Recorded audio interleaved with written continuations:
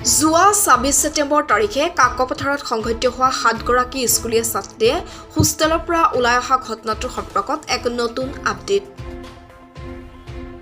তথ্য অনুসৰি কাকপথাৰৰ এখন ব্যক্তিগত শিক্ষানুষ্ঠানৰ ৭গৰাকীকৈ ছাত্ৰীক নিশা উদ্ধাৰ কৰাৰ ঘটনাৰ তদন্ত বিচাৰি তিনিচুকীয়া জিলা আয়ুক্তলৈ স্মাৰক পত্ৰ প্ৰদান সাতটা সংগঠনৰ।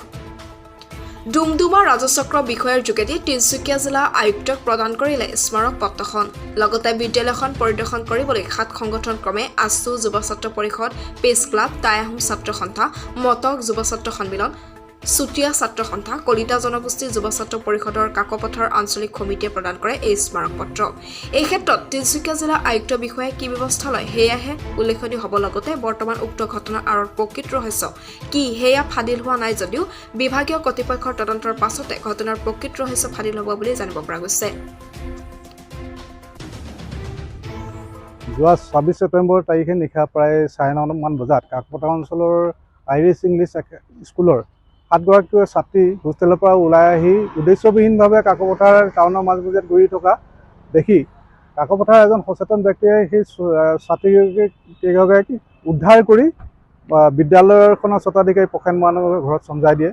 আৰু আমি বিশেষকৈ এটা কথাত আমি উদ্বেগ প্ৰকাশ কৰিছোঁ যে এখন বিদ্যালয়ৰ হোষ্টেলৰ পৰা ৭গৰাকীকৈ ছাত্ৰী নিশা কেনেকৈ বাহিৰলৈ ওলাই আহিবলৈ লগা হ'ল, কি কাৰণত ওলাই আহিলে, এই কথাটোত আমি উদ্বেগ প্ৰকাশ কৰিছোঁ। আজি আমি এই সন্দৰ্ভত এটা উচিত তদন্ত কৰি বিহিত ব্যৱস্থা গ্ৰহণ কৰিবৰ কাৰণে কাকপথাৰ প্ৰেছ ক্লাব, কাকপথাৰ আঞ্চলিক ছাত্ৰ সন্থা, যুৱ ছাত্ৰ পৰিষদ কাকপথাৰ আঞ্চলিক সমিতি, চুতীয়া ছাত্ৰ সন্থা, টাই আহোম ছাত্ৰ সন্থা, কলিতা ছাত্ৰ সন্থা, আমি আটাইকেইটা সংগঠনে আজি ডুমডুমা ৰাজচক্ৰ বিষয়াৰ কাৰ্যালয়ত এখন স্মাৰক পত্ৰ প্ৰদান কৰিছোঁ, যাতে বিষয়টোৰ ওপৰত উচিত তদন্ত কৰি বিহিত ব্যৱস্থা গ্ৰহণ কৰে। তাৰ বাবে অনুৰোধ জনাই আমি এখন স্মাৰক পত্ৰ প্ৰদান কৰিছোঁ আৰু ইয়াৰ প্ৰতিলিপি জিলাৰ উপায়ুক্তক আমি স্মাৰক পত্ৰ প্ৰদান কৰিছোঁ আৰু ইয়াৰ প্ৰতিলিপি ডুমডুমা ৰাজচক্ৰ বিষয়া, আৰক্ষী অধীক্ষক আৰু বিদ্যালয়সমূহৰ পৰিদৰ্শকলৈ ইয়াৰ প্ৰতিলিপি আমি প্ৰেৰণ কৰাৰ ব্যৱস্থা গ্ৰহণ কৰিছোঁ।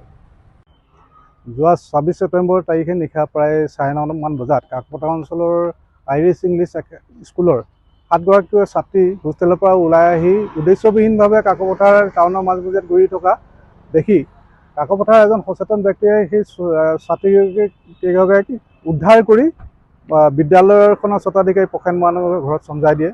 আৰু আমি বিশেষকৈ এটা কথাত আমি উদ্বেগ প্ৰকাশ কৰিছোঁ যে এখন বিদ্যালয়ৰ হোষ্টেলৰ পৰা ৭গৰাকীকৈ ছাত্ৰী নিশা কেনেকৈ বাহিৰলৈ ওলাই আহিবলৈ লগা হ'ল, কি কাৰণত ওলাই আহিলে, এই কথাটোত আমি উদ্বেগ প্ৰকাশ কৰিছোঁ। আজি আমি এই সন্দৰ্ভত এটা উচিত তদন্ত কৰি বিহিত ব্যৱস্থা গ্ৰহণ কৰিবৰ কাৰণে কাকপথাৰ প্ৰেছ ক্লাব, কাকপথাৰ আঞ্চলিক ছাত্ৰ সন্থা, যুৱ ছাত্ৰ পৰিষদ কাকপথাৰ আঞ্চলিক সমিতি, চুতীয়া ছাত্ৰ সন্থা, Tai Ahom. News desk report, Bordumsa live.